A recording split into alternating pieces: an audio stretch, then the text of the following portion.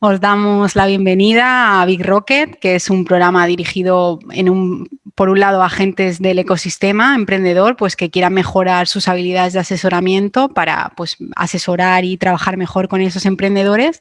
Y por otro lado también lo hemos enfocado a esos emprendedores que inician un proyecto, que están en una fase de idea y quieren saber si ese producto o servicio que van a ofrecer responde a las necesidades del mercado. Como sabéis, y si no lo sabéis, pues os lo comento yo, que esto es un programa gratuito que está promovido y financiado por la Generalitat Valenciana a través del Instituto Valenciano de Competitividad Empresarial y que coordinamos desde el Centro Europeo de Empresas Innovadoras de Elche. Bueno, ahora, como vais a ver, hemos cambiado un poco el formato y hemos querido hacerlo este programa más dinámico. Entonces vamos a hacerlo a modo entrevista, diálogo, coloquio. Así que os animamos a ir participando, a ir interrumpiéndonos y a ser partícipe de esto, porque al final lo que queremos es responder vuestras dudas y que estas 5 sesiones de las que va a constar el programa, pues os sirvan a vosotros y a vosotras. Y pues nada, vamos a arrancar ya con la primera de las 5 sesiones que conforman el programa, que hemos llamado En busca de la perla negra, haciendo una analogía a los cuentos y pelis de piratas. Y de la misma manera pues que los piratas buscan su tesoro, la base del éxito de las personas emprendedoras y de esos agentes que ayudan a esos emprendedores es detectar las pistas que te lleven hasta tu objetivo, pues a través de la curiosidad, de la capacidad reflexiva, de la actitud competente. Y de eso se trata, de eso vamos a hablar hoy. Vamos a ver la importancia de saber de dónde partimos, cuáles son nuestros conocimientos y habilidades, qué sabemos del mercado al que nos enfrentamos, quiénes son nuestros competidores. Al final es realizar un análisis previo para tener una visión realista de a lo que nos enfrentamos. Y al final eso, pues dar esos primeros pasos para hallar nuestra perla negra, que es saber las aguas en las que navegamos. Y para eso, para llevar este debate con lo que vamos a iniciar, pues cuento con mi compañero Jaime Salas. Bueno, no me he presentado, yo soy Triana del CEI, trabajo en varias áreas del CEI y pues os presento a mi compañero Jaime Salas. Hola, Jaime. Hola Triana, ¿qué tal? Pues sí, bueno, yo soy Jaime Salas, provengo un poco también de estos últimos años, he estado trabajando en consultoría, estoy certificado en Scrum Master y he sido un poco agente del cambio también, en Lean Change Management. Y bueno, pero sobre todo, aunque he trabajado en grandes corporaciones como banca y telcos y demás, sobre todo lo que soy es emprendedor, ¿no? He fallado tantas veces en construcción de productos y servicios que ya ni me acuerdo.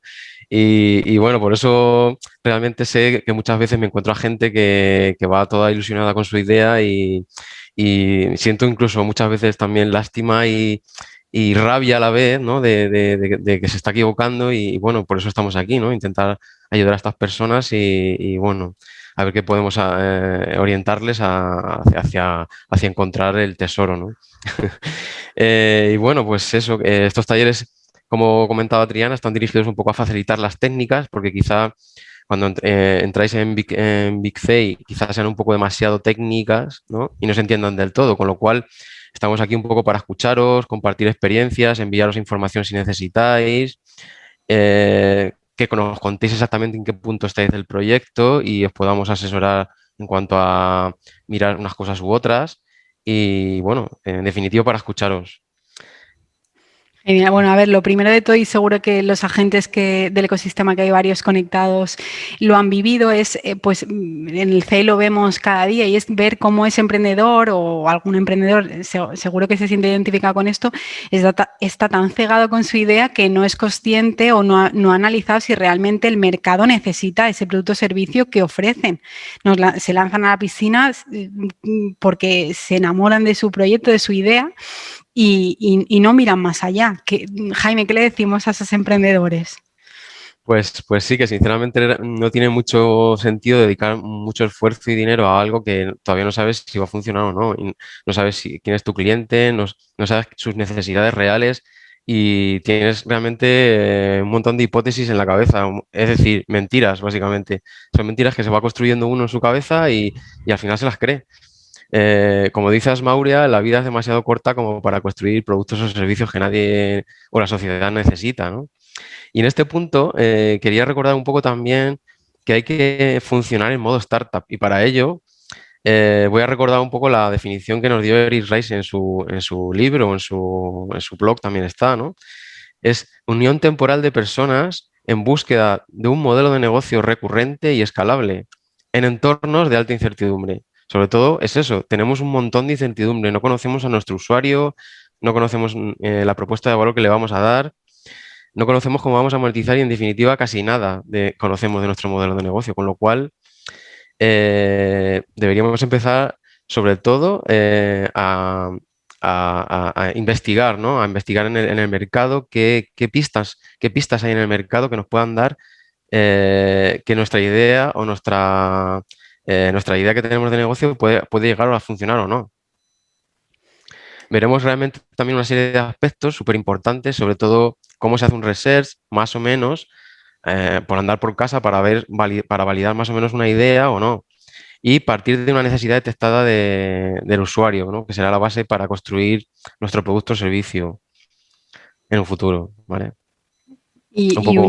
Unido a lo que estás diciendo, y uno de los principales errores o de los primeros pasos que hay que trabajar, perdón, de los principales errores que se cometen y que hay que abordar es el tema de saber a qué nos enfrentamos, realizar un mínimo estudio de saber pues cuáles son nuestros competidores, en qué mercado nos movemos, qué podemos hacer, qué tenemos, qué no. Eso, digamos que sería uno de los pasos básicos, es realizar ese primer estudio, ¿no, Jaime? Sí, eso es. Bueno, voy a poner aquí unos pasos básicos que normalmente hay más, pero bueno, más o menos unos pasos básicos que podemos ir viendo a la hora de investigar, ¿no? Pues buscar información, es importante buscar información. Hoy en día tenemos un medio brutal, ¿no? Que es Internet, en el que está todo. Si te pones a pensar, es brutal, ¿no? La información que hay en la red, tanto en redes sociales como en Google, al igual que harías para investigar si un producto es bueno o no, pues que utilizas foros, redes sociales, opiniones. Seguro estoy que muchos de vosotros a la hora de compraros unos zapatos o cualquier otra cosa, un electrodoméstico, pues miráis hasta la saciedad de opiniones que funcionan mejor, que no, comparativas, pues algo parecido se debería hacer a la hora de montar un negocio. Pues ver si hay pistas que nos indiquen que eso puede o no funcionar.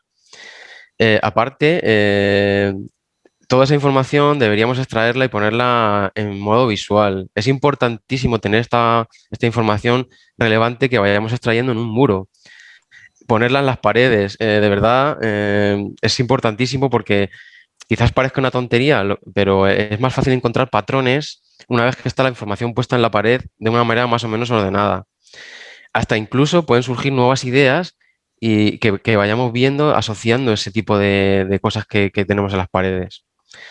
Posteriormente, una vez que tengamos más o menos algo identificado ya y tengamos ciertos indicios, extraeremos de ahí las tendencias clave, que veremos ahora cómo podemos hacerlo.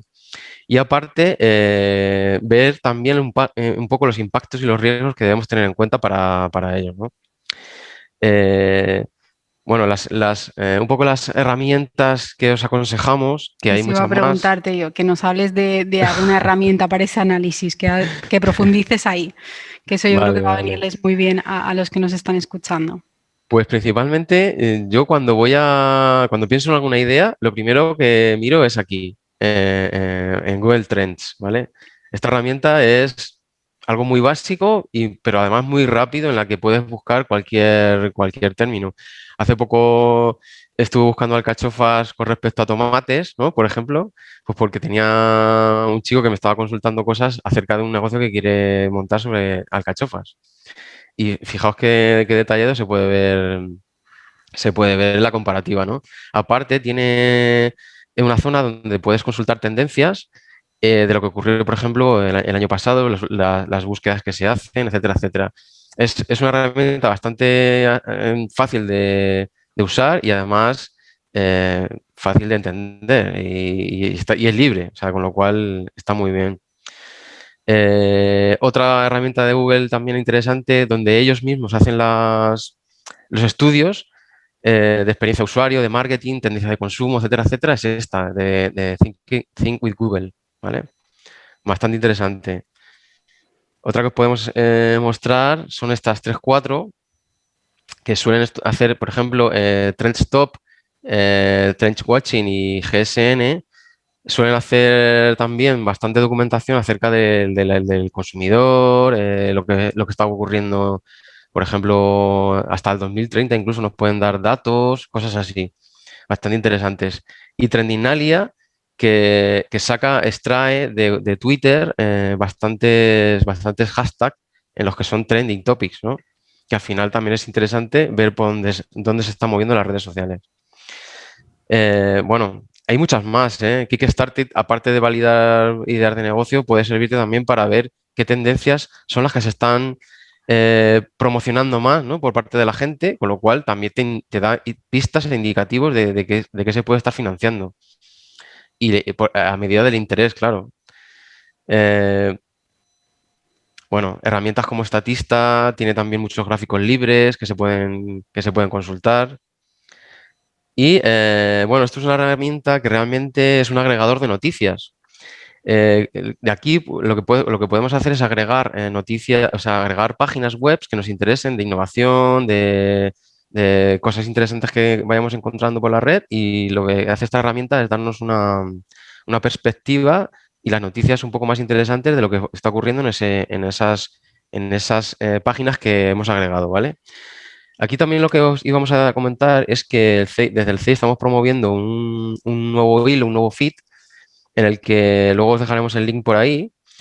Y nosotros somos los que vamos a ir filtrando estas noticias interesantes que puedan dar pistas sobre qué está ocurriendo en la sociedad en cuanto a innovación, tecnología, tendencias, que os puedan ayudar para posteriormente poner esas ideas en marcha, ¿vale? Luego pasamos el link, Triana, si Sí, se lo dejamos en YouTube o dónde se lo vamos a dejar. sí, cuando enviemos la grabación lo adjuntamos también para que lo tengan. Ujú. Y bueno, en principio hay muchas más herramientas, pero con estas creemos que podéis llegar a encontrar bastantes cosas, ¿vale? Al final son herramientas que están al día a día, o sea, al alcance de cualquier persona, y que a lo mejor dices, pues no, yo ya tengo mi idea desarrollada, pero a lo mejor metiéndote, investigando y demás, esa idea inicial de la que estás enamorado te das cuenta que no tiene tanto mercado como consideras, o te puede ayudar a pivotar hacia nuevas tendencias que hayan, que parecen complicadas, pero son herramientas que las utilizamos y las manejamos de una u otra forma día a Ujú. día, y que parten de información que nosotros mismos a veces pues dejamos que puede Claro. servir a otras personas. Y al hilo de esto, pues es importante también tener en cuenta que cuando iniciamos una idea, saber hacia dónde nos vamos a dirigir.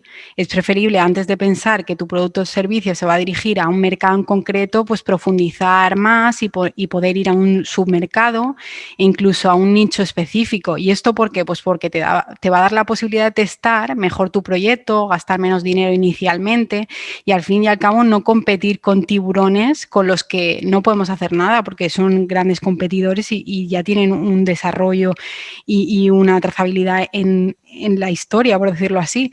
Además, si pongo un ejemplo, si mi mercado, por ejemplo, es salud, pues tengo que pensar que es un mercado muy grande y que hay mucho tiburón, mucho competidor, mucho grande competidor, pues igual podría descender a un submercado como puede ser la nutrición, que también sigue Ujú. siendo grande y igual también se me queda grande. Pues igual tengo que seguir descendiendo otro escalón y bajar a un nicho como puede ser la nutrición infantil.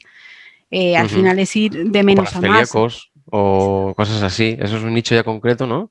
Claro, por ejemplo, al final es tener en cuenta y valorar si nuestra idea puede tener sentido o no. No sé qué opinas, Jaime. Ujú. O también otro tema que va vinculado a esto es que sí que puedo llevar a cabo un proyecto o idea que esté vinculado con algo con la que yo esté totalmente conectado, porque toda mi trayectoria profesional ha derivado en ese sector, o incluso aventurarme en un mercado que no conozco. No es lo mismo, ¿no, Jaime? No sé qué puedes aportar tú ahí. Sí, bueno, a ver, realmente cuando no se conoce un mercado que no has trabajado nunca en él, puede ser que llegues a encontrar pistas como estas que hemos estado diciendo, e incluso hasta puedes llegar a validar ciertas cosas que necesita el usuario, pero realmente tarde o temprano vas a necesitar una persona que sepa mucho de ese mercado, porque de hecho a mí me ha ocurrido y hemos intentado poner en marcha ciertas cosas y hemos fallado por eso, ¿vale? Entonces, es importante saber que vas a necesitar realmente una persona que te apoye en ese sentido, ¿no? En que conozca el mercado y que te ayude con tu idea. Bueno, estaba proyectando esto, no sé si quieres que lo comente, Triana, Sí, también, claro. la manera de ordenar un poco las ideas. Realmente, bueno, esto es una sala de innovación que fue la última un poco que hicimos en los últimos proyectos y era que os comentaba, en la que la parte de research estaba un poco por aquí, por estas zonas. Y esta es la parte inicial en la que estamos trabajando, ¿no? Ahora comentaremos un poco todo esto. Pero sobre todo, si os dais cuenta, el tema del research es parte de todo, de parte de la construcción del producto, que es vital, en la que tienes que tener bien claro una zona donde hayas recogido hechos interesantes de lo que está ocurriendo con respecto a la idea que tú quieras levantar, ¿vale? Tendencias tecnológicas, culturales, reguladoras, socioeconómicas, qué está ocurriendo en el mundo, qué está ocurriendo en tu territorio, qué ocurre en el sector y otros sectores que puedan irrumpir sobre el mío. Por ejemplo, no sé si conocéis e-Palette, que es un coche que intentó sacar Toyota en las últimas Olimpiadas, pero como bueno, al final no se pudieron realizar. Era un coche autónomo en el que se iba a pasear por toda la ciudad y dentro iba a llevar tiendas, iba a llevar restaurantes, ese tipo de cosas, con lo cual veis que es un sector que irrumpe sobre otros muchos y esto también hay que tenerlo un poco como una visión de futuro. ¿Qué puede ocurrir, ¿no? En este tipo de cosas? Porque la tecnología está acompañando a este tipo de soluciones en el mercado. Soluciones que a lo mejor no tenían una necesidad única, sino que ha aunado varias de ellas. Entonces, bueno, sé que es difícil verlo, pero puede llegarse a ver cuando se investiga, ¿no? ¿Qué está ocurriendo en la compañía, en el negocio? ¿Qué ocurre si pretendo eh, o sea, ¿qué ocurre que pretendo qué ocurre que pretendo que ocurra en el desafío de negocio que quiero abordar? O sea, también hay que verlo un poco hacia el futuro, ¿no? Incluso generar esa necesidad, que es lo que quiero decir al final, ¿no? Generar esa necesidad que a lo mejor no existe como tal. No sé si me he enrollado demasiado, Bueno, Triana, no lo sé. no, no te preocupes. No, que estabas diciendo también, pues, poner valor o hacer visible toda esa información que vamos Eso conociendo y que es. vamos desarrollando. Que So- igual vemos la sala esta de innovación súper top y dices tú, vale, pero esto es una sala de innovación de una gran empresa. ¿Cómo lo aterrizas eso a una empresa pequeña o a un o ese asesor, ese agente del ecosistema que asesora a empresas y tiene que saber un poco de todo? ¿Cómo lo aterrizamos esa sala? Pues al final es muy fácil. Imprime las noticias más relevantes que consideres y ponlas en una pared. De verdad. Luego, a la hora de realizar otras técnicas que veremos más en el futuro en otros talleres, o sea, el próximo, por ejemplo, que veremos otras herramientas, cómo enlazarlas, cómo enlazar esa visión que has tenido con las herramientas que vamos a extraer. Pero es muy fácil. Simplemente es pintarlo y ponerlo en una pared. Eso todo el mundo creo que sabe, ¿no? Pues seguramente sí. Y unido a eso, y bueno, y bajamos y seguimos con las habilidades de las personas que llevan a cabo un proyecto cuando inicias un proyecto o ese agente que se enfrenta a ese asesoramiento, al final el mismo emprendedor lo lleva todo en la empresa y ahí en su proyecto lo lleva todo, no es que cuente con un gran equipo detrás al principio para desarrollarlo. ¿Qué le decimos a ese emprendedor o a ese agente a la hora de asesorar cuando pues esa persona que quiere emprender un e-commerce no tiene nociones de tecnología, de marketing online?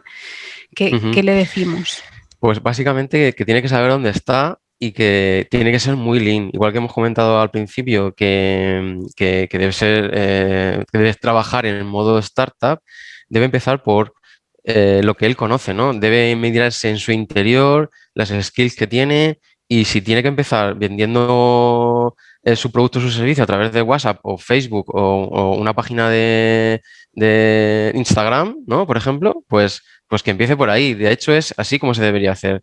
Validas tu idea cuanto antes y la pones en marcha cuanto antes para ver realmente si hay alguien que está interesado o no está interesado, ¿no? Una vez tienes identificadas todo este tipo de tendencias que hemos visto, lo suyo es ponerte a testarlo, ¿no? A testarlo y siempre pensando sobre todo en el por qué. Por eso os pongo también un poco esta imagen, ¿no? Debemos tener un poco debemos cambiar esa idea, ese cambio de mindset, ¿no? De mentalidad hacia la cultura de que debemos partir del porqué.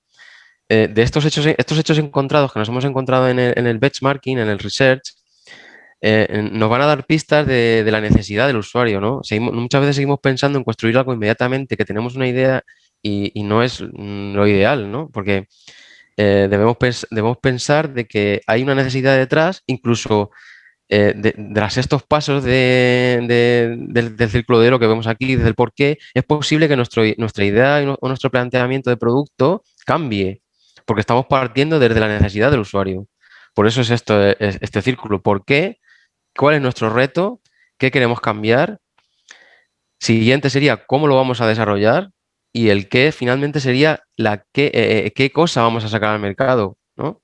No sé si se entiende esto, Adriana. Sí, yo creo que sí. Vamos, si ya lo que os estábamos comentando, si tenéis alguna duda o Eso queréis es. hacer alguna pregunta sobre esto, por favor lanzarla, porque sí que es verdad que estamos hablando los dos, pero la idea es que hablarais también vosotros o nos lanzarais vuestras inquietudes por el chat si os da más vergüenza o os impone más el micro, abrir el micro. ¿Queréis que comente? ¿Preguntas ahí o algo? De No, ¿no? momento no hay ninguna pregunta. Ahora nos queda, vamos a hablar de herramientas ahora y a ver Ujú. si y abrimos el turno de preguntas por si Vale. la gente nos quiere comentar sus proyectos. Otro tema, ¿esto lo explicamos? Sí, Vale. Bueno, otro tema que había que realmente inspeccionar, ¿no? En cuando quieres arrancar una idea de negocio, es la estimación del tamaño de mercado. No queremos que os compliquéis con esto de una manera excesiva. De hecho, deberéis, o sea, no deberéis usar Excel ni cosas así. De hecho, se dice que la estimación debe ser a Enrico Fermi, ¿no? Enrico Fermi, os voy a contar un poco, era un físico italiano-estadounidense conocido por el desarrollo del primer reactor nuclear. Se le conoce por sus contribuciones al desarrollo de la teoría cuántica y demás, ¿no? Fue premio Nobel de 1930, en 1930 y tantos, no sé, aproximadamente, pero lo interesante de esto es que cuenta un poco la leyenda de que muchos ensayos atómicos que tenían para la construcción de Trinity, que era la bomba nuclear que estaban creando, lo que cogió fue Enrico una serie de papeles, unos trozos de papeles en la mano, y cuando la onda expansiva llegó, los papeles se los llevó, digamos, la onda expansiva. Este señor midió los pasos que había desde donde estaba él hacia donde quedaron los papeles, ¿no? Y aproximadamente dijo que equivalía a la explosión a unas 1000 toneladas de TNT. Después, cuando se hicieron las investigaciones, equivalía realmente a 1,3 toneladas. Con ello, lo que quiero decir es que con muy pocos datos, con todos estos datos que hemos ido sacando del benchmarking y de lo que hemos ido encontrando en las noticias que hemos visto interesantes, ¿no? Con muy pocos datos se puede realizar una estimación muy parecida sin invertir mucho tiempo en calcularlo, ¿vale? Podemos ver un ejemplo aproximado, si queréis, para que se entienda mejor. sí, yo creo que sí, que con un ejemplo se ve mejor. Bueno, pues por ejemplo, imaginaos que vais a lanzar una aplicación nueva al mercado para smartphones, ¿no? Pues, ¿cuánta gente creéis que tiene smartphone en el mundo? Decidme una cifra aproximada. Seguro que más o menos lo sabéis.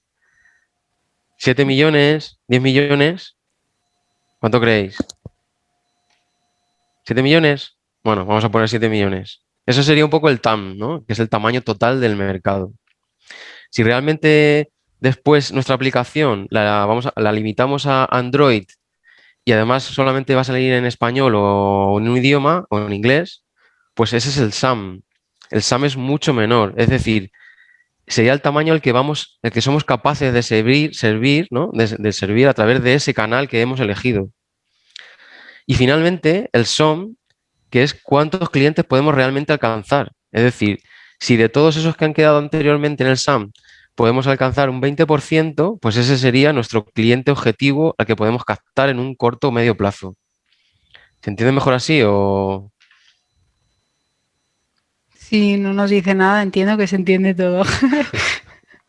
Venga, ahora sí, muy bien, Anabel. Sí, genial, Marta. Gracias, Joaquín.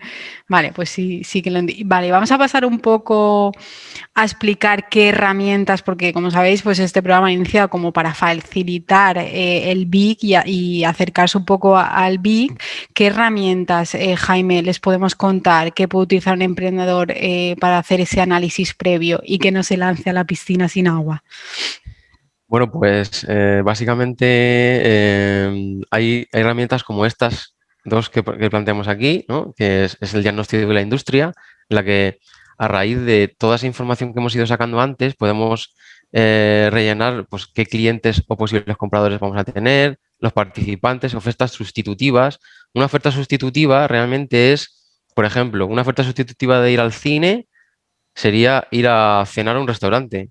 No es, no es un competidor directo, pero normalmente bueno, ahora con este tema se salen menos y demás. Ahora podría ser otro tipo de ejemplo, ¿no? Consumir, imaginaos, consumir en productos de dietética o consumir en productos que nos hagan más, sentirnos más cómodos en nuestra casa, una silla mejor. Entonces, esos son sus ofertas sustitutivas que van a competir entre ellas, porque ahora mismo nos estamos quedando casi todo el mundo en casa. Entonces, ese tipo de cosas hay que contemplarlas, ¿vale? Posibles proveedores que nos puedan incluso fallar, porque imaginaos que nuestro proveedor de algo que queramos distribuir, el rotulador o lo que sea, lo que estemos pensando, nos falla. Entonces, ese tipo de cosas hay que contemplarlas y tenerlas vistas. Bueno, luego hay herramientas como la de benchmarking, que compara un poco a los usuarios que nos hemos ido encontrando y en los hechos que nos han ido revelando las noticias diferentes o hechos que nos hemos encontrado en Internet. Estas son dos de las herramientas que os proponemos, pero que hay un montón. Vamos a tener realmente más adelante una sesión específica de dudas para ver qué podemos resolver y incluso si nos dirigís un email, cualquier cosa, os vamos a indicar las herramientas concretas que debéis utilizar.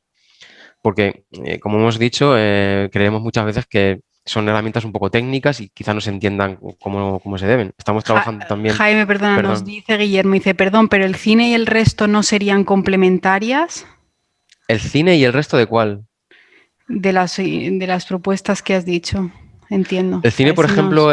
ejemplo, con ir a tomar algo a un restaurante sería una oferta sustitutiva. O sea, el cine sería una oferta sustitutiva de ir a cenar al restaurante. Eso es lo que hay que contemplar, porque la gente posiblemente que si va al cine, posteriormente no vaya a gastarse ese dinero al restaurante. Las dos cosas posiblemente no las haga, con lo cual hay que contemplarlo. Digamos que compiten un poco entre ellas. Podría ser complementaria también, porque sí que podría darse el caso que saliera al cine y luego a cenar o viceversa, Podría ser pero complementaria, pero hay no que suele. contemplarla también como Eso es, sustitutiva. ¿Vale? eso es. No sé, Eh, no sé si agentes del ecosistema que estéis conectados o algún emprendedor habéis utilizado alguna de estas herramientas y pues tenéis alguna duda o queréis contarnos vuestra experiencia con ellas, algún input, Ujú. por tenerlo también en cuenta. Mm. Bueno, quería recargar otra vez el punto este de dónde estamos y dónde queremos llegar, porque hay que ver también aspectos como el de la escalabilidad, ¿no? Que comentábamos antes de cuando eres una startup, la escalabilidad realmente indica la capacidad del modelo de negocio a crecer. Es decir, por ejemplo, os pongo un ejemplo de un restaurante. Un restaurante para crecer, si necesita 5 camareros para dar asistencia a 100 personas, si necesita crecer y dar a 200 comensales servicio, lo que tiene que hacer es realmente duplicar su plantilla, ¿no? Básicamente. Entonces eso no es un modelo demasiado escalable. Con lo cual, buscar un modelo escalable sería, imaginaos, no quiero decir Facebook porque al final Facebook nos hemos encontrado situaciones últimamente que complicado, pero por ejemplo algo que esté basado en software o tecnología suele ser mucho más escalable debido a que una plataforma que es similar, si entran 5 personas, tiene a los mismos desarrolladores detrás que si entran 100.000 básicamente. Entonces eso sí que sería escalable. Los, el modelo de ingresos no acompaña al modelo de gastos. digamos que es mucho inferior, ¿no?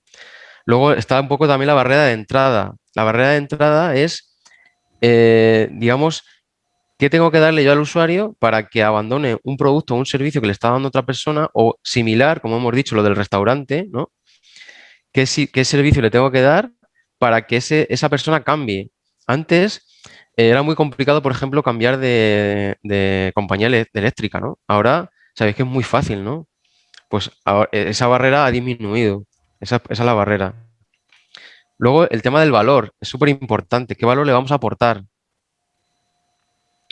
Esto lo hablaremos más detenidamente otros días, pero sobre todo hay que tener en cuenta de que normalmente es que se nos olvida qué valor le vamos a dar diferencial al usuario con respecto a otras soluciones que hay en el mercado, ¿no? Cuando aportas un valor diferencial, pues probablemente seas capaz de construir un modelo de negocio mucho más rentable, escalable y replicable, ¿no? No sé si me estoy enrollando demasiado, No, no, Diana. no. Yo creo que sí. No, no. Sí que me gustaría tener un poco de feedback De tertulia, sí. de los asistentes por sí, porque ya estamos acabando y también por saber si podemos aprovechar esta sesión, que es, digamos, el inicio de este programa de 5 sesiones, en el que lo hemos centrado pues, en el research, digamos, en la primera Sí. pata de lo que es un proceso de emprendimiento, resolver alguna duda acerca de este proceso. No sé si tenéis alguna duda los que sois emprendedores o los agentes, alguna experiencia que nos queráis contar y que pueda aportarnos a todos.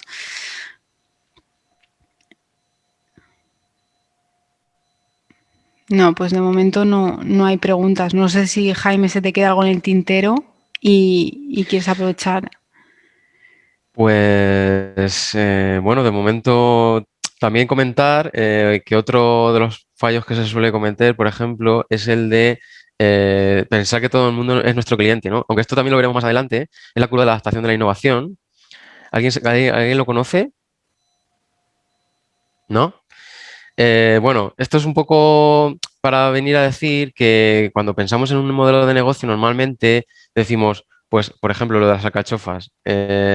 ¿Quién nos va a comprar nuestro producto, nuestro servicio? Imaginaos que vamos a distribuir un producto de un plato de alcachofas ya cocinado, semicocinado, en plan muy natural, muy gourmet, etcétera, etcétera, pero estamos pensando en vendérselo a todo el mundo. ¿Creéis que esa solución es para todo el mundo? ¿Creéis que lo va a comprar todo el mundo?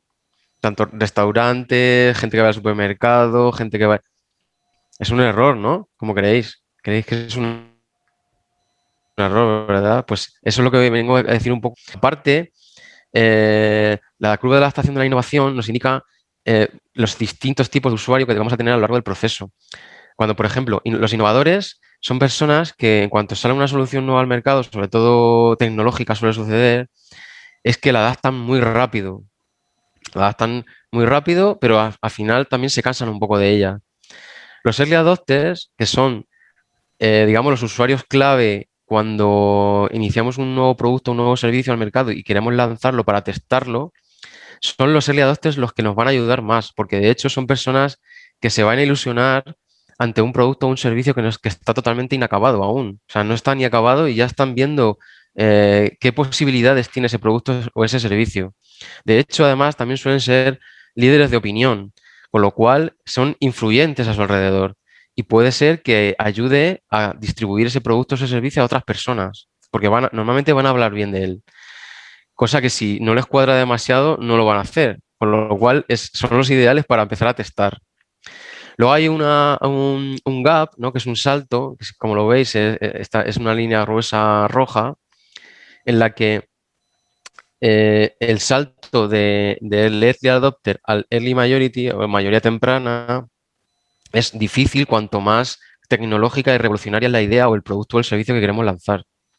¿Vale? Entonces, tiene que haber un salto de calidad de nuestro producto, nuestro servicio, debido a que la mayoría temprana ya tiene o necesita un producto acabado o casi acabado. Debe verlo como algo casi para salir al mercado. Bueno, de hecho, debería estar ya perfecto para salir al mercado. Y por esa misma razón, son los early adopters los que nos van a ayudar a dejar el producto redondo. Entonces, lo suyo sería que hasta que no tuviésemos nuestro modelo de negocio perfectamente ensamblado, no saltásemos o no intentásemos saltar a la mayoría temprana. Muchas veces lo que suele suceder es que nosotros empezamos a invertir en marketing a saco un montón de dinero después de haber construido nuestro producto o servicio, que también nos hemos gastado dinero, y cuando llegamos a la mayoría temprana es cuando nos damos cuenta que nos hemos gastado todo el dinero y la gente no lo necesita, no lo quiere, porque nuestro producto no está realmente acabado. Y finalmente, la mayoría tardía, que son pues eso, cuando ya todo el mundo prácticamente lo está usando, son los que lo adoptan. Y los escépticos, que son los del final, que muchas veces ni siquiera lo adoptan esas soluciones, como por ejemplo Facebook, que hay gente todavía que no tiene ni Facebook, ¿no? Esos serían un poco los escépticos. Y no mucho más. Si tenéis alguna otra Han empezado pregunta. a aparecer preguntas, ¿vale? Ah, Y sí, qué voy a bien. ir. Mira, Joaquín Torregrosa nos dice, a mí me gustaría saber cuál es el punto cero del emprendimiento, lo primero que tiene que pensar o prever un emprendedor. Principalmente desde la necesidad del usuario. Es decir, partir de un research previo, ver las necesidades que hay en el mercado, testar tu idea, porque aunque sea una idea física, aunque quieras poner una tienda de algo, al final vas a tener que tener una representación en Internet, ¿no? Con lo cual, eh, esa necesidad la gente la busca en Internet y luego posteriormente, incluso para posicionar tu web, vas a necesitar algo que la gente esté buscando, porque si no, no te va a funcionar la idea, ¿no? Con lo cual, ahí ya tienes muchas pistas de las necesidades y las cosas que está buscando la gente en Internet, con lo cual hay indicios de que hay necesidades. No sé si me he explicado bien, pero realmente hay que basarse desde una necesidad del usuario, preguntar al usuario, que eso lo veremos más adelante en el siguiente capítulo, de salir a la calle, hablar con las personas, sentarse en un banco y ver pasar a la gente, ver qué hace cuando pasa. Pues imaginaos, otro ejemplo que se me ha venido ahora mismo a la cabeza. Hubo una empresa bastante potente, que no recuerdo cuál, de anuncios de grandes superficies, de estos que los ponen en grandes carteles, ¿no? Estos anuncios nos encontramos por el Corte Inglés, que hay gigantes en la Castellana, etcétera, etcétera, ¿no? Pues se dieron cuenta de que esos anuncios no funcionaban. Y lo que hicieron fue hacer unos anuncios pequeñitos por muchas partes, porque la gente se había dado cuenta de que esos investigadores, cuando salieron a la calle y vieron esos hechos, la gente va mirando su móvil continuamente. ¿Sabéis que va mirando su móvil continuamente? Y lo que hacía era hacerle una foto a esa pequeño anuncio y posteriormente verlo en su móvil, ¿no? Porque muchas veces lo que hacemos es eso, no llevamos tiempo, pum, foto y nos vamos, ¿no? Pues ese anuncio, los siguientes anuncios que siguió desarrollando esa compañía tuvieron mucho más impacto y fueron más baratos de sacar al mercado que un mega anuncio que cuesta muchísimo dinero por tenerlo ahí tantos días, por el espacio que ocupa, etcétera, etcétera, etcétera. Entonces, con lo cual, fijaos ahí la importancia de eso, de salir a la calle, de ver a nuestro usuario, de ver cómo se comporta, de ver las tendencias, de mirar en internet, etcétera, etcétera. No sé si se ha quedado un poco más claro ahora. Sí. A ver, sigo que tenemos más preguntas. Carol, Sonia, que nos decís que sois novatos y no podéis aportar mucho. Yo espero que la sesión os esté sirviendo pues para ir teniendo vuestro criterio y me parece muy interesante que nos dice Sonia que es agente de ecosistema diferente porque trabaja en una comarca del noreste de Segovia, en una zona de la España vaciada. Si llevas proyectos de emprendimiento o estás iniciando en esto y quieres contarnos alguna anécdota que estés viviendo allí, pues también seguro que nos aporta valor al resto. Y ahora nos viene una pregunta que me parece súper interesante porque creo que hay un concepto equivocado con esto, pero te lo voy a dejar a ti para que la respondas, Jaime. Y dice Alberto Torres, dice, cuando tengo un nuevo diseño, ¿es mejor registrarlo o no se registra la idea? La verdad es que este tipo de cosas nos las hemos ido encontrando un montón de veces. De hecho, hasta yo he fallado en eso en mis inicios, porque mi primera startup fue el Edén de la Sapidez, que era de tema gastronómico y tal. Y lo primero que hice fue registrar la marca. Y dije, Dios mío de mi vida, con el tiempo lo he visto y he dicho, fue un error total y absoluto. ¿Cuánto vale registrar una marca? 100, 200, 300. Al final eso es dinero que lo estás tirando, básicamente, ¿no? A ver, puede ser que no lo sientas así inicialmente, pero es así. Primero tienes que validar realmente si ese usuario necesita ese diseño o ese producto que estás lanzando al mercado. No sé si esa parte ya la has hecho. Si ya directamente crees que esa necesidad existe, lo suyo es montar un prototipo con ese diseño. No sé si el diseño que se está planteando este chico es una aplicación, no lo sé. Pero si es ese caso, lo suyo sería que se montase un prototipo con alguna herramienta como InVision o algo similar. Entonces, ahí vas a levantar algo que parece que es incluso clicable, que parece una aplicación de verdad. No sé si es el caso. ¿Está respondiendo a este chico? No, ¿O te de habrán... momento no, Alberto. Si nos quieres dar algún dato más, si se trata de algo tecnológico, por aportarte un poco más a la respuesta. Pero sí es cierto que, bueno, nos ha pasado mucho Sí, también como emprendedores que viene alguien y te hace firmar como un esto de sí, de confidencialidad o confidencialidad. realmente no te cuenta la idea tal y como es, pensando que la van a quitar y al final la idea por sí misma no tiene valor. Eso es. Una Dice, idea no no, vale no nada. es un juguete para niños, determinada con materiales sostenibles. Ujú. Es un juguete, pero realmente el diseño es físico, ¿no? Para construir un producto físico. Sí, entiendo que sí, porque dice con materiales sostenibles. Ujú. Ese producto se podría construir, digamos, mediante manualidades y testarlo con... Es para niños, ¿no? Pues testarlo Sí. de alguna manera con niños de que tengas a tu alrededor. Imaginaos, para empezar, seguro que nuestra vecina tiene una sobrina o alguien cercano que tiene niños. Pues una vez que tengamos ese prototipo ya montado, ojo, que esta parte me estoy adelantando a muchos talleres que vamos a realizar Iba a en la decirte, ojo posterioridad, Jaime, porque ¿vale? también nos han preguntado cómo se testea una idea, Francis. Claro, Iba a decir, Francis, tienes que seguir con el programa Big Rocket porque eso lo sí, veremos en tienes que otro seguir. taller. Pero bueno, ya he desvelado un poco cómo lo haría yo inicialmente, ese tema. Aún así, hay que detectar también en fases anteriores si esa necesidad de verdad podría funcionar, porque imaginaos en el tema este de los juguetes. A lo mejor a los niños, eh, eh, no sé, tras ver cómo se comportan, puede ser que ese juguete sea demasiado pequeño, demasiado grande. Imaginaos este tipo de juguetes que al final han tenido que retirar del mercado por que eran demasiado pequeños porque se los iban a tragar los niños. Imaginaos, ¿no? Pues esa persona que ha desarrollado ese juguete, que tiene una pieza que se puede tragar los niños, ha gastado un montón de dinero en fabricar y hacer una tirada gorda de ese juguete. Con lo cual, hay que saber y ver cómo se comportan los niños a los que nos vamos a dirigir. No es lo mismo tampoco un niño de 3 años a un niño de 7 o 10 años que ya te coge las cosas, te las tira a la cabeza y va corriendo por todos lados y se puede dar con un pico de una mesa. O sea, son distintos usuarios realmente. Ojo, también hay que diferenciar que eso es un usuario y nuestro cliente, que sería el padre. Imaginaos que por lo que sea, este tipo de productos es demasiado caro o demasiado, no sé, puede ser caro y que al final nuestro cliente, que es el padre, no lo compre por algún motivo. Entonces, hay una serie de variables ahí que habría que inspeccionar mejor, que iremos viendo, de hecho, en los siguientes talleres. Entonces, tenéis que seguir con nosotros. Nos pregunta también, bueno, que nos dice Alberto que le falta validar en AIJU, creemos que financiación, su comportamiento en ensayos. Pues, Ajá. vale, pues O ya, sea, ya van sería avanzados. algo de financiación para construir algo. Sí, Pero yo, de hecho, en ese caso, lo he comentado antes, que yo lo que primero haría es hacer manualidades. Cartón, etcétera, etcétera, etcétera. Construir la maqueta lo más parecida posible que se pueda de manera manual y testarlo.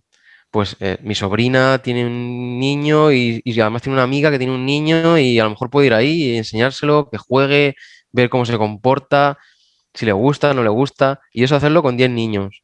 A lo mejor ahí tienes que hacer otras 3 maquetas porque te lo van a destrozar lo mismo, ¿no? Pero por ahí se empieza, realmente, antes de lanzar y hacer una producción gigante y buscar financiación o hasta incluso impresión 3D, que a lo mejor puede ser una evolución a la maqueta de cartón. Pero eso sería a lo mejor ya en una segunda fase que ya has detectado que la maqueta de cartón podría funcionar.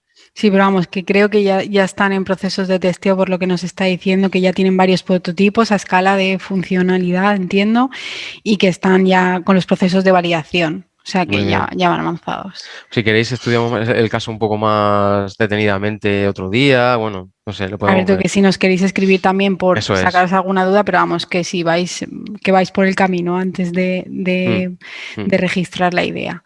Y nos pregunta Marta García, dice, ¿cuándo es el momento ideal de invertir más en marketing? Tenía entendido que las primeras etapas es necesario hacer una gran inversión en marketing para dar a conocer tu marca o producto.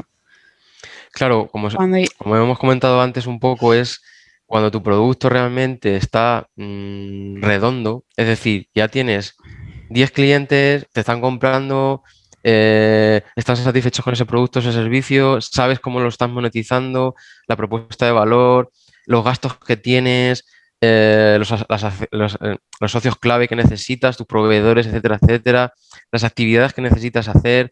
Es que es todo un modelo de negocio. Cuando tienes ese modelo de negocio, la relación con el cliente es súper importante, porque la relación con el cliente conlleva a un embudo, un embudo. ¿Cómo nos vamos a relacionar con él? ¿Qué pasos vamos a seguir para, desde la captación de atención de ese usuario hasta la venta del producto o ese servicio? Entonces hay una serie de pasos que tienes que tener muy claro y muy redondo el producto, que es todo ese modelo de negocio. No es tu producto es todo tu modelo de negocio. Con lo cual, ese momento, cuando ocurre eso, es cuando ya debes empezar a gastar en marketing, porque estás en el momento de ejecutar, ¿vale? Que es otro momento diferente al que estamos ahora hablando, ¿no? nos dice que ya lo ha entendido. No sé si hay alguna otra pregunta. No tenemos más preguntas. Si queréis lanzarnos. Bueno, sí, Jaime, te dejo que Voy a hablar un rehagas tu poco también un poco de los recomendación. libros, porque no sé, suelo leer bastantes libros y estos libros me parecían buenos para hablar de ellos un poco. El método Lean Startup, que seguramente que habéis oído hablar de él, ¿no? Es- Se basa un poco en utilizar el método científico para crear, medir y aprender. Es decir, ese fin que hay con ese proceso es disminuir la incertidumbre. Como hemos hablado antes, estamos en un momento de mucha incertidumbre, no sabemos exactamente quién es nuestro usuario, cuál es nuestra propuesta de valor, con lo cual el modelo científico que habla Eric Rice es el de, igual que haría un científico para validar o invalidar cualquier cosa que quiere averiguar en la naturaleza, imaginaos algo de biociencia, no sé, pues se montan sobre una serie de hipótesis que tenemos pensadas, montas un experimento que valide o invalide esas hipótesis y lanzas ese experimento a la naturaleza, imaginaos. Esos experimentos nos exponen una serie de hechos que aprendemos y realmente volvemos a iterar, crear, medir, aprender. Es importante, ¿vale? El siguiente libro que os quería hablar un poco es de 0 a 1, ¿no? Es un libro que me encantó. Es Peter Thiel, que habla, bueno, es el fundador de PayPal y Palantir, es inversor, etcétera, etcétera. Y aborda un poco cómo se crean y construyen las compañías nuevas, ¿no? El proceso que adopta habla sobre dos enfoques, que es el horizontal, que se basan las compañías para copiarse, ¿no? Se copian y funcionan de 1 a n. Se copian, bajan costes, intentan automatizar muchas cosas para seguir bajando costes. Y las otras un poco que son las verticales, ¿no? Que es de ir de 0 a 1. Lo que hizo, por ejemplo, lo que hizo Google, que prácticamente no tiene competencia. Básicamente un poco habla de todo esto, ¿no? Y es interesante. Y finalmente un poco el de Pixar, ¿no? Todos sabéis quién es la empresa de Pixar, ¿no? Los creadores de Toy Story, Monstruos S.A., etcétera. Y algo que les caracteriza un poco es que Pixar se enfrentan a los problemas, ¿no? No los evitan, con lo cual intentan enfrentarse y buscan esas soluciones que puedan aportar, trabajan duro para descubrir esas posibles soluciones y resolverlo de una manera creativa, sobre todo, ¿vale? Y bueno, principalmente, pues eso, si tenéis alguna pregunta, nos podéis escribir y ahora podéis comentar lo que queráis también. No sé si tenéis alguna pregunta o inquietud más antes de que nos despidamos, que estamos en tiempo y tenemos. Contadnos vuestras ideas locas. Tenemos programas también que a lo mejor os podemos ayudar, ¿no, Triana? Cuéntanos si Sí, quieres un sí, poco... bueno, tenemos varios programas tanto con agentes que llevamos a cabo con colaboración con agentes dentro de vuestros municipios o donde residáis y ya propios del CEI, que sí que os animamos que si tenéis alguna duda o queréis seguir profundizando o necesitáis más asesoramiento, pues contéis con nosotros y nos enviéis un correo, tratamos de ver si podéis acceder a esos programas. Vale, incluso hasta... Sí, Alberto dice que cuando organizáis el próximo es el martes 27, martes que viene. el martes que viene, que lleva por título Los zapatos de Dorothy. Los zapatos de Dorothy. Y lo que vamos a tratar es el design thinking, así que también os animamos a que nos acompañéis el próximo martes 27 para seguir con este programa y pues ir entre todos creciendo, porque también de vuestras preguntas, de vuestras inquietudes, de vuestras anécdotas que a veces nos contáis, también aprendemos nosotros y también podemos mejorar también el sistema VIC, que al final es una guía de emprendimiento que tenemos que hacer que está hecha, pero que siempre tiene ese input de mejora y que estamos aquí para ir creciendo posiciones y mejorándolo entre todos para que sea lo más útil posible. Sí, de hecho estamos trabajando también un poco para consumir mejor toda esa información y bueno, ya tendréis noticias. El siguiente se llama un poco así, el de los zapatos de Dorothy por el tema de empatizar, ¿no? No sé si me estoy adelantando un poco. Bueno, no, así dejamos ahí el caramelillo para que se nos unan el próximo martes. Trata un poco del usuario, ¿no? Y que debemos empatizar con él, ponernos en sus zapatos, por eso lo de los zapatos, ¿no? Ponernos en sus zapatos y sentirnos como él se siente, cómo piensa, cómo se comporta ante otras personas en la sociedad. Si le influyen otras personas o o es influyente. Todo ese tipo de cosas las tenemos que ver. Cómo se comporta por la calle, etcétera, etcétera, etcétera. ¿Vale?